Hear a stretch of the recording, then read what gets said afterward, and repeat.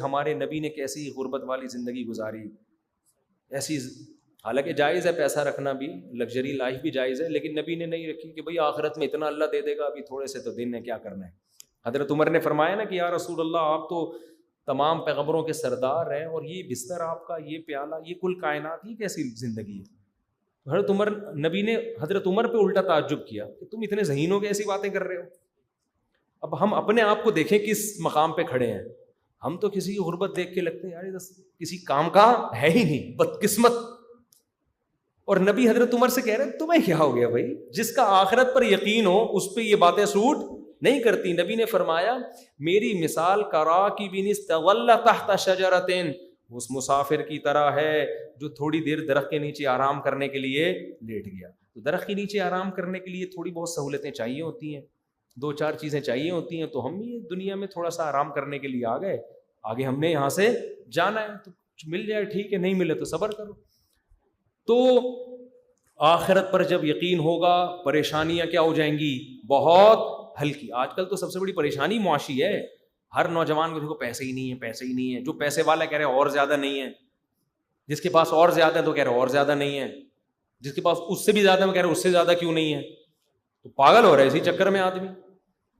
تو ہمارے نبی نے تو یہ مسئلہ جڑ سے ہی کیا کر دیا, کچھ بھی نہیں ہے. حضرت عمر نے کہا یہ کیا, حضرت عمر کی آنکھوں سے آنسو نکل آئے تھے. تبھی تو ہمارے نبی نے حضرت عمر کو ڈانٹا. میں کہتا ہوں اگر ہماری مثال ہوتی, ہم غربت میں پڑے ہوئے ہوتے, بس یہ آخری مثال دے کے بیان ختم کرتا ہوں. فرض کرو ہم پڑے ہوئے, ہمارا گھر ایک چھپڑا ہے, ایک کھجور کی چھال پڑی ہوئی, آپ پڑے ہوئے اس میں, بے روزگاری کے مارے ہوئے, گلی کے باہر گٹر کا ڈھکن کھلا ہوا ہے, گٹر بہہ رہا ہے اس میں سے, اور نہ گھر ڈھنگ کا, پڑے ہوئے. اتنے میں کوئی اول تو کوئی آ کے نہیں روئے گا, وہیں آپ خود ہی رو رہے ہوگے پہلے سے.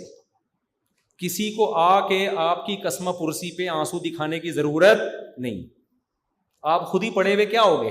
ایسے میں آپ کا کوئی دوست آئے اور پہلے سے ہی آپ رو رہے ہو کہ میں غریب, اور اوپر سے وہ بھی آپ کو دیکھ کے رونا شروع کر دے, تو آپ کیا کرو گے, اٹھ کے گلے مل کے دونوں پھوٹ پھوٹ کے رونا کیا شروع. آپ کہو گے یار دل قفس میں پھنس چلا تھا پھر پریشان کر دیا, ہم سفیرو تم نے کیوں ذکر گلستاں کر دیا. بڑا ٹائٹ شعر ہے اس کا, آج کل اردو میں شعر سنا کے اس کا مطلب سمجھانا پڑتا ہے. پہلے زمانے میں لوگ انگلش کا لفظ بولتے تھے, پھر اردو میں اس کا مطلب بتا رہے ہوتے تھے. اب الٹا ہو گیا ہے, اردو کا لفظ بولتے ہیں پھر انگلش میں ڈیفائن کر رہے ہوتے ہیں اس کو. تو اب میں انگلش میں اس کا مطلب بتاتا ہوں. وہ جو ہے نا آج کل نا اس پہ میمز بہت آ رہی ہیں. پہلے ہم جب اردو کے وہ جو کلاس ہوتی تھی نا, تو اشعار میں ہم سے پوچھا جاتا ہے اس شعر میں شاعر کیا کہنا چاہتا ہے, ہم کہتے ہیں اس شعر میں شاعر یہ کہنا چاہتا ہے. تو آج کل میمرز نے نا وہیں سے لے لیا. وہ ایک آدمی کے مرنے کے بعد اس کی بیوی نے بھی کچھ کہا کہ طلاق ہو گئی تھی اس کی بیوی کو, تو اس نے بھی آنسو کا اظہار کیا کہ ہائے ہائے بہت اچھے تھے. تو کسی نے لکھا اس شعر میں شاعر جو ہے نا جائیداد مانگنا چاہتا ہے. مجھے اتنی ہنسی ہے, بات صحیح ہے غلط ہے, ہمیں اس سے بحث نہیں ہے, لیکن چٹکلا تو بڑا ٹائٹ ہو گیا نا. اس شعر میں شاعر پیسے مانگ رہا ہے, واللہ عالم. تو طوطا جب آپ بند کر دو نا پنجرے میں, طوطے کا تو کام ہے اپنے ہم سفیروں میں اڑتا ہے, اور گلستان میں باغوں میں جا کے طوطے بیٹھتے ہیں. تو طوطے کو آپ کہیں باغ سے پکڑ کے لے آئے, اس کے غول سے, وہ پھولوں میں بیٹھتا تھا, اپنے پنجرے میں بند کر دیا, تھوڑے دن پھڑپڑا کے بالآخر اس کا دل پنجرے میں لگ جاتا ہے. لیکن کہیں طوطا اپنے انہی دوستوں کو اڑتا ہوا دیکھے نا فضا میں, کبھی آپ ٹرائی کریں, تو اسے پھر وہی باغ اور بہار یاد آ جاتی. یار میں کیسے اڑا پھرتا تھا اور کیسے لائف, تو بڑا چیختا ہے طوطا, تجربہ کر کے دیکھ لیں. تو طوطے کی بات کو شاعر نے ان الفاظ میں کہا, قفس کہتے ہیں پنجرے کو, کیج. دل قفس میں پھنس چلا تھا پھر پریشان کر دیا, ہم سفیرو تم نے کیوں ذکر گلستاں کر دیا. باغ کا ذکر, گارڈن کا ذکر تم نے دوبارہ کیوں کر دیا یار. ہم تو آپ بھی جب غربت میں چٹائی پہ لیٹے ہوئے ہوگے, روتے روتے بالآخر چپ ہو کے بیٹھ گئے ہوگے کہ یار بس اسی پہ زندگی گزارو, اب کیا کر سکتے ہیں. اتنے میں آپ کا کوئی ممانی آ گئی ملنے کے لیے آپ سے, ہائے میرا بھانجا, ہائے بیچارے کی یہ حالت, تو آپ پھوٹ پھوٹ کے رونا شروع کر. اور یہی شعر پڑھو گے, دل قفس میں پھنس چلا تھا پھر پریشان کر دیا, ہم سفیرو تم نے کیوں ذکر گلستان. یار ہم تو اسی گٹر کے نالے کے عادی ہو گئے تھے, اسی مچھر کے عادی ہو گئے تھے, اسی چٹائی کے عادی ہو گئے تھے, تم نے پھر غم یا پھر پھوٹ پھوٹ کے رو گیا. ہم ایک جگہ رہا کرتے تھے, وہاں ایک بوڑھے پڑوس میں رہا کرتے تھے, غیبت نہیں, آپ کو کیا پتا کس کی بات ہو رہی ہے نا. تو ایک بوڑھی وہ خالہ تھی, ان کو خالہ کہتے تھے پیار سے. وہ ہمارے گھر آ کے نا بیچاری غربت کا رونا روتی رہتی تھی, ہائے میں ہم لوگ کو اتنا بڑا بنگلہ تھا, ہائے ہمارا سارا کاروبار تباہ ہو گیا. مجھے خیال ہوتا میں ان خالہ سے بولوں, وہ ہماری سچی مچی کی خالہ نہیں تھی, ویسے ہی ہم پیار سے خالہ بولتے تھے, کہ آپ کی عمر میرا خیال ہے 70-75 تو ہو گئی ہوگی. ٹھیک ہے نا. اب یہ ٹینشن لینے کی کیا ضرورت ہے یار, اپنا گھر ہے, کرائے کا گھر ہے, لعنت بھیجو یار. پنکھا لگا ہوا ہے, ساری سہولت کی چیزیں گھر میں موجود ہیں. تو بڑا مجھے ترس آتا تھا اس خاتون پہ, کوئی سمجھانے والا نہیں ہوتا. وہ بھائی مصلی بچھاؤ, اللہ اللہ کرو بھائی, اللہ سے دل لگاؤ, کیا یہ رونا, بچے روئیں تو کچھ سمجھ میں بھی آ رہا ہے. تو انسان اگر جوانی میں دنیا کی محبت ختم نہیں کرتا, حدیث میں آتا ہے بڑھاپے میں یہ محبت کم ہونے کے بجائے بڑھتی ہے, یہ حدیث میں ہے, تو یہ بڑھے گی میرے بھائی.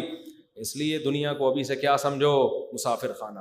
اگر غربت میں ادھر بھی پیسے نہیں ہیں, ادھر بھی پیسے نہیں ہیں, بے روزگاری چل رہی ہے, گٹر کے ڈھکنوں پہ بیٹھ کے لائف کو انجوائے کر رہے ہو, شکر کرو ڈھکن ہے کراچی میں جس میں بیٹھ سکتے ہو. حقیقت بتا رہا ہوں, ورنہ کراچی کے حالات ایسے ہیں, ڈھکن بھی تھوڑے دنوں میں چرسی بیچیں گے, کیونکہ اتنی جب سگریٹ اتنی مہنگی ہوگی تو چرس کے ریٹ سوچو کہاں جائیں گے. تو چرسی کیا چرس چھوڑ دے گا, وہ گٹر کے ڈھکن سے سریا نکال کے بیچے گا. آپ کہو گے یہ تو حرام ہے, تو چرس کون سی حلال ہے؟ جب چرسی پینی ہے تو وہ کہے گا اس میں حلال حرام کیا ہوتا ہے. وہ ایک آدمی نے مرغی الٹی ذبح کر دی نا, چوری کی مرغی تھی, الٹی ذبح کر کے کھا گیا, تو کسی نے کہا تو الٹی کر دی حرام ہے, اس نے کہا پہلے کون سی حلال کی تھی. تو چرسی کیا کرے گا, گٹر کے ڈھکن نہیں ملیں گے آپ کو بیٹھنے کے لیے. تو بے روزگار جتنے بھی ہیں, جو تلاش کے باوجود جاب نہیں مل رہی, گھر سے دھکے پڑ رہے ہیں, کوئی رشتہ نہیں دے رہا, گٹروں کے ڈھکنوں پہ بیٹھ کے لائف کو گزار رہے ہیں, تو آپ کے پاس جب کوئی آئے نا اور رونا شروع کر دے تو اس کو آپ بولو یار میں تو تجھے بڑا عقل مند سمجھتا.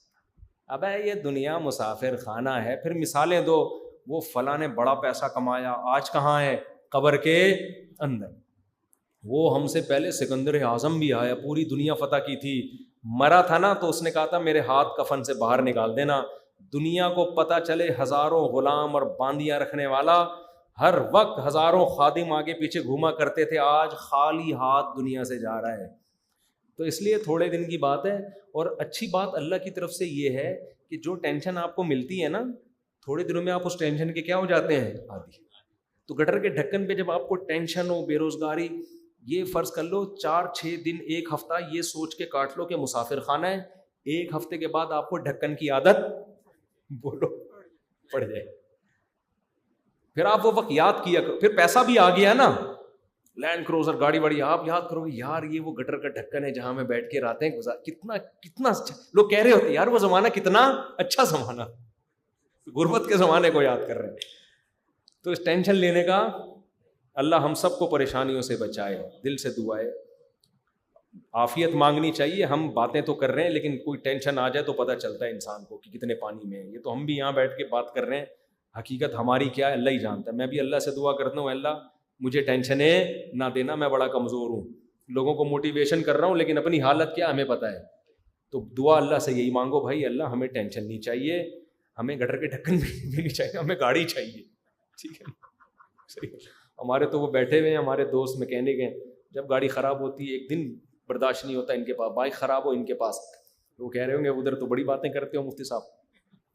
تو ٹینشن نہیں چاہیے, اللہ سے عافیت چاہیے. اگر کوئی ٹینشن مقدر ہے تو انی ظننت انی ملاقن حسابیہ, مجھے یقین ہے کہ میری اپنے حساب سے ملاقات ہونے والی ہے. ان پریشانیوں